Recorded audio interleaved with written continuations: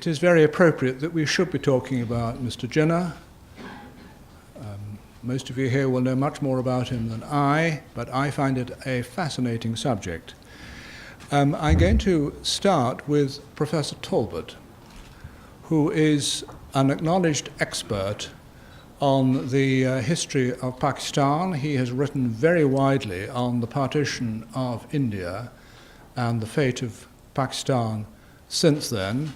Those of you who were here for the book launch of Akbar Ahmed's book the other day will remember that Professor Talbot came and spoke. He's no stranger to the High Commission and no stranger, I think, to most, if not all of us. So I'm going to invite Professor Talbot to come along straight away. I'd like to thank everyone for this opportunity to come here and to speak about Jinnah and particularly about issues of pluralism and state construction in Pakistan. As we've already heard and stood in silence, this is a especially poignant moment for me to come and speak about Jinnah in the light of the events of the last few days in Peshawar, because they demonstrate once again, as if we needed any more demonstration, how much his vision for Pakistan is really needed today, and how much events in Pakistan over the last 6 decades or so have moved in a direction which was certainly very much against his vision for a liberal and tolerant Pakistan. And I'm sure all of you are aware of his famous speech to the Constituent Assembly on the 11th of August 1947, just on the eve of Pakistan's birth, when he spoke so passionately for a state in which everyone, regardless of their religion, would be equal, and a society of pluralism and tolerance in which that speech envisages. And of course, it's a great tragedy that in periods of time in Pakistan's history, I'm thinking particularly of the Zia al-Haq period of time, that speech was more or less removed from the history books because it did not accord with the vision of Pakistan, of its then ruler. And that, of course, leads me very neatly into the fact that that Jinnah is a figure both who is revered in Pakistan, but also whose legacy has been contested.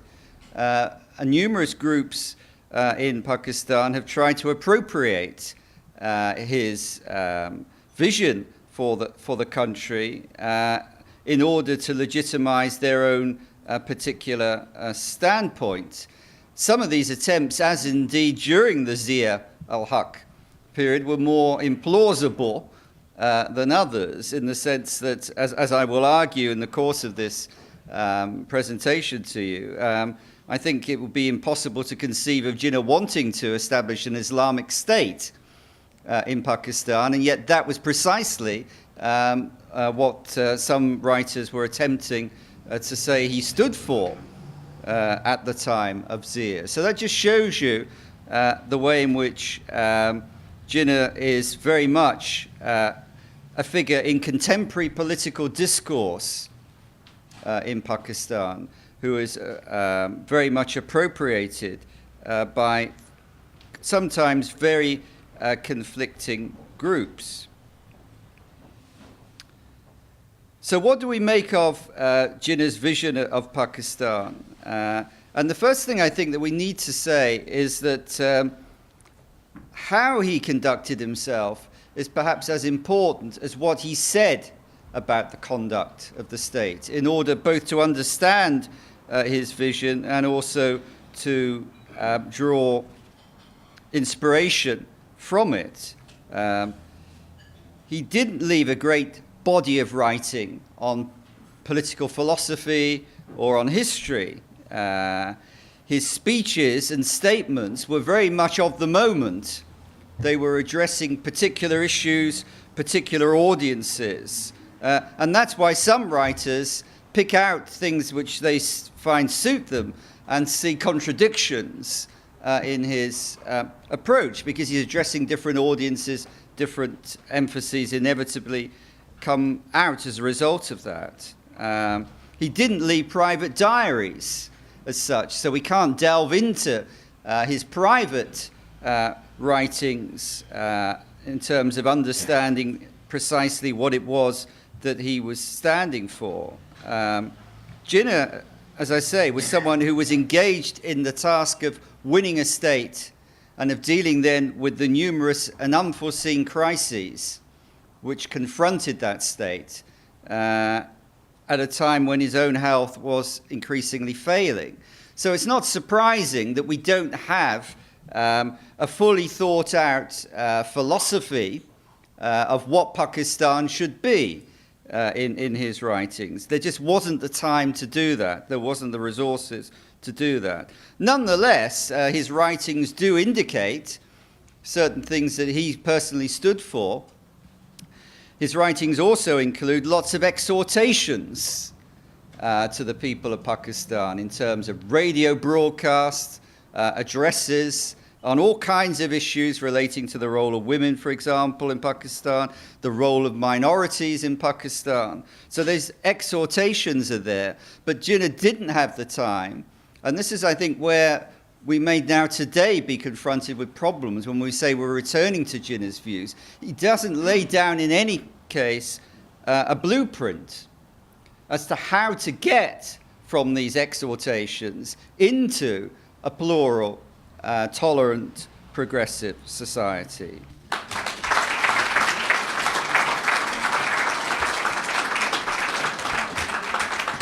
My contribution tonight is to say something about Jinnah's days as a student in London, where, of course, as you know, he studied for and was called to the bar. I am scarcely qualified to say anything about this extraordinary man. I choose his student days and I seek to paint a picture because, like him, but 70 years later, I too read for and was called to the bar. Like him, I became a member of Lincoln's Inn, but there, ladies and gentlemen, is where the similarity ends. Jinnah arrived in London in late January 1893. His age at the time is, I think, a matter of some uncertainty. His recognized date of birth is now taken to be the 25th of December 1876, so that he would have been just over 16 when he set foot here in that January month. But for reasons which I will briefly explore, I suspect that he was a little older. But if he was, he wouldn't have been more than 18 years of age. On any view, he was very young, and he came alone. In later years, Jinnah said this about his arrival in this country, quote, "I found a strange country and unfamiliar surroundings. I did not know a soul, and the fog and winter in London upset me a great deal. But I soon settled down and was happy." And no wonder he found it strange. Arriving from sunny, pleasant Karachi into London at the coldest time of the year, with no friends and no family to greet him, having to speak a language which, with the best will in the world, was not his own, and which he was likely to have spoken at that time with a heavy accent, must have been very, very difficult. London at the time was the hub of a vast empire, which was at the zenith of its power and was full of self-confidence. Its queen, then into the 56th year of her reign, was the Empress of India.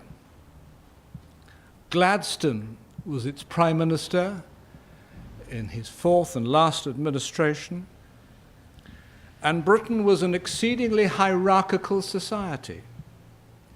People had and knew their places. Class was all-pervasive. Family, accent, school, university, occupation, mode of dress, those myriad things that distinguished and stratified the social and professional world.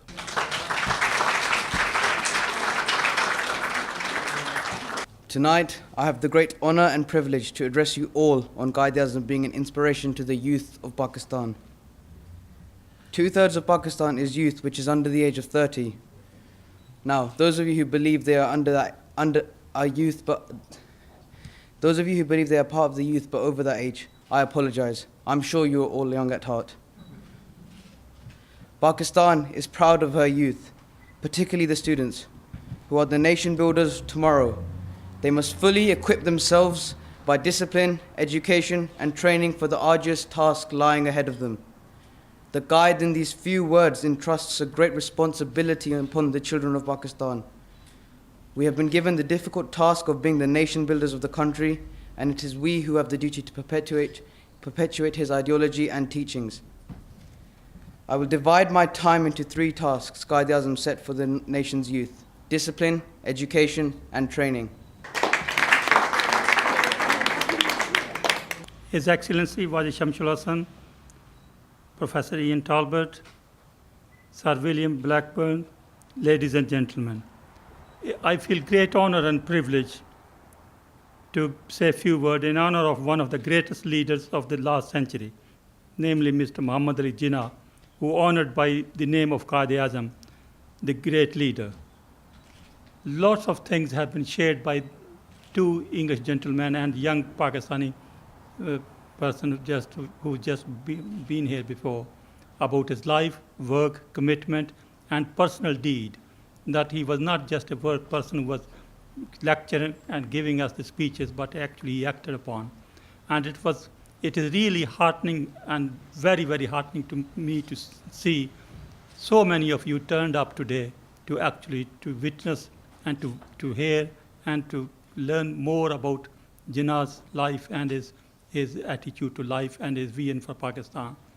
And I'm most grateful to Pakistan society, really, who facilitated this evening for us. And really, this is a wonderful gesture, especially at a time when so many things are happening in Pakistan. And especially, I remember this tragic incident which happened in Peshawar, killed so many people and injured 150 people.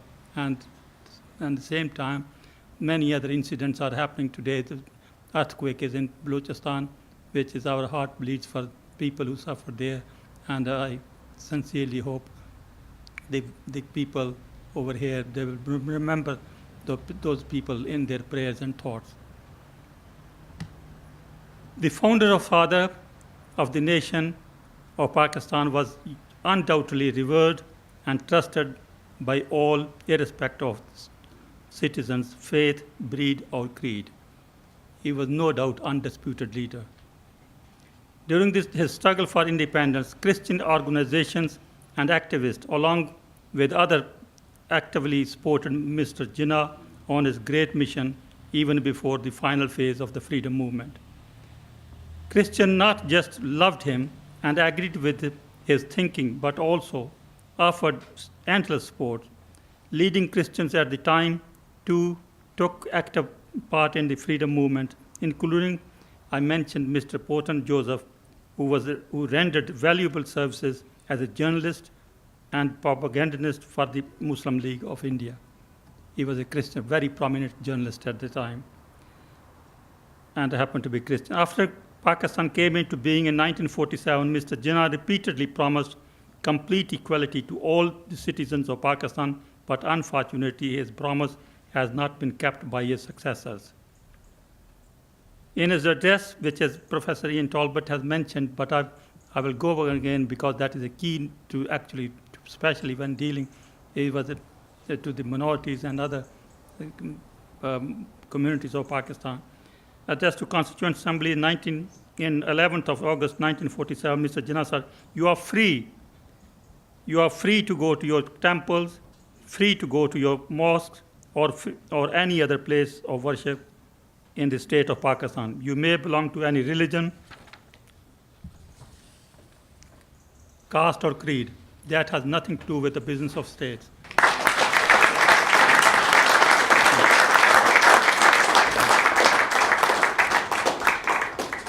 You know, I was asked to narrate anecdotes about Mr. Jinnah, Qaid-e-Azam Muhammad Jinnah.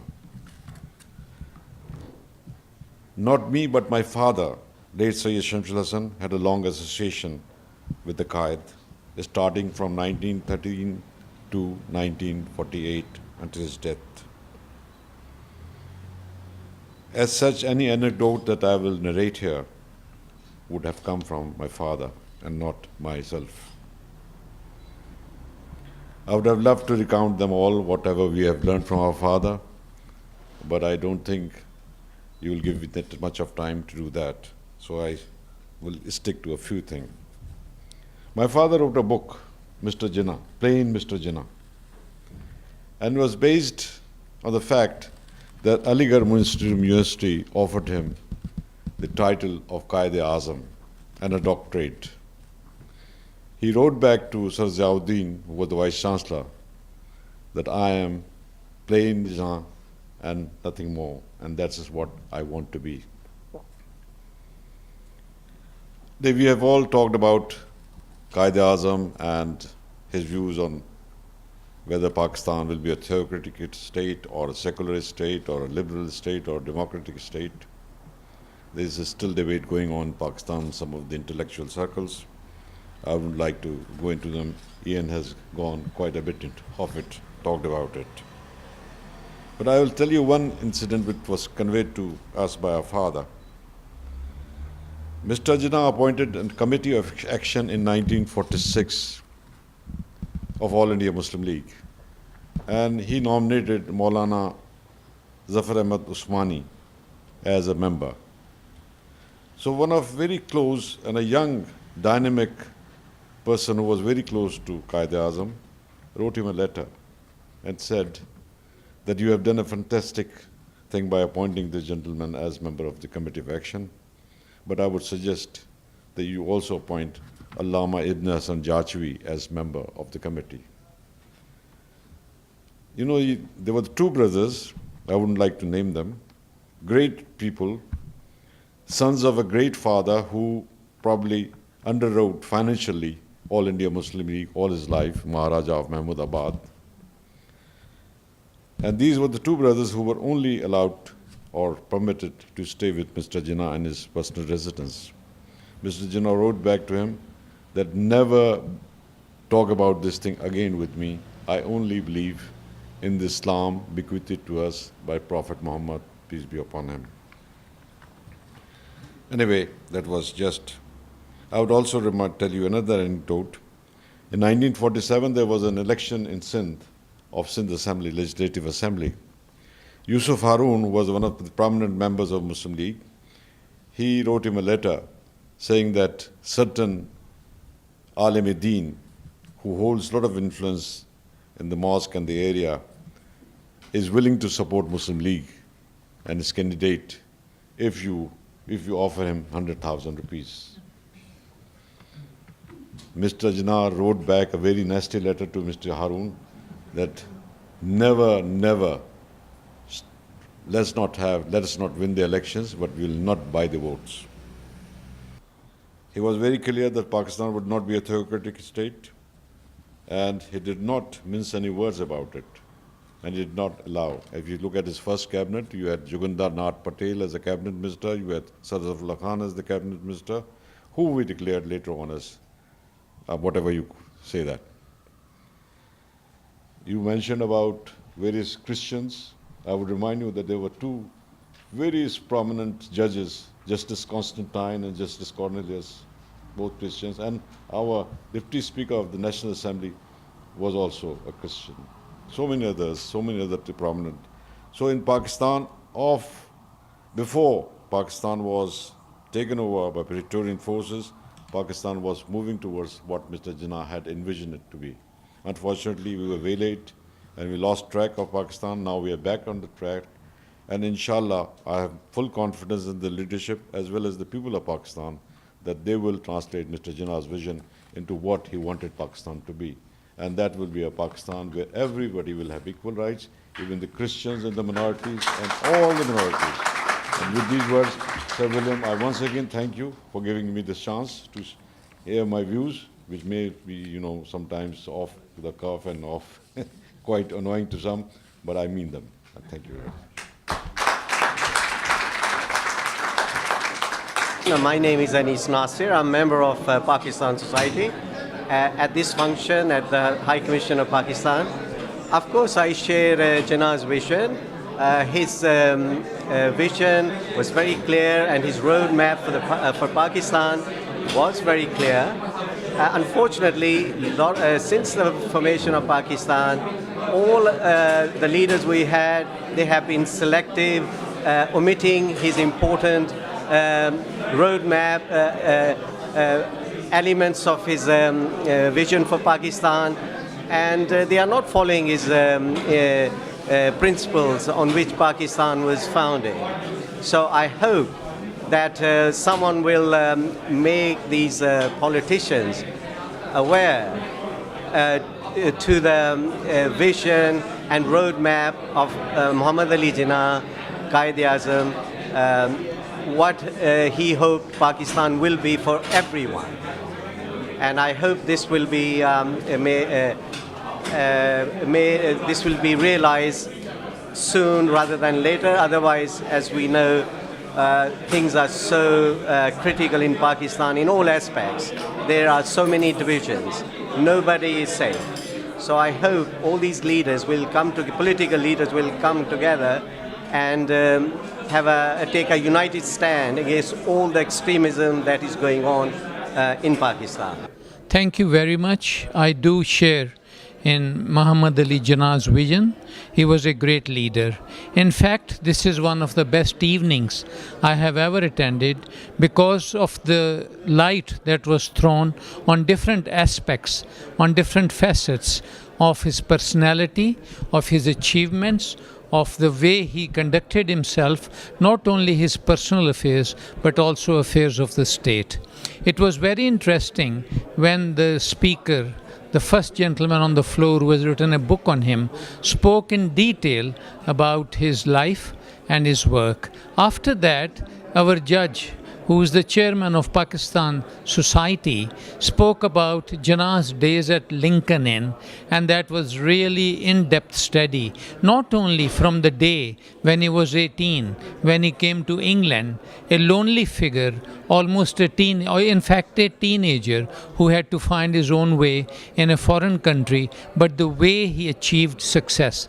And the reason he chose Lincoln Inn was because, being a true Muslim, he felt that seeing the lawgivers on the front wall of the Lincoln's Inn and Prophet Muhammad, may peace be upon him, name being mentioned in the lawgivers along with Moses and others, he felt that was the place for him, and no doubt they are proud of him, and he will have been proud of them when he went back to India and then eventually was in Pakistan. His vision was that Pakistan is for everybody. Pakistan is for all nations, all races, all creeds, all religions, and I share in that vision. Thank you very much for asking me my comments. And not only that, I think he was the only politician whose life was never threatened with a bomb or a gun or a bullet, in spite of the fact that Gandhi was very popular as compared to him throughout the world. Yet, he was the one who was assassinated, and Qaid-e-Azam was never worried about his life, about his limb, about his property, about any member of his family, because he was true. He was true Muslim, he was a true politician, he was a true leader, right to the core of his heart. Thank you very much. My name is Dr. Farooq Hussain. I'm a consultant psychiatrist. I wish there would be a similar program on the sister Fatima Jinnah, who was equally supportive towards him. And this is a food for thought for all those who are listening and those who are seeing this program on Apex. Please think and do the next program on Fatima Jinnah. Thank you very much.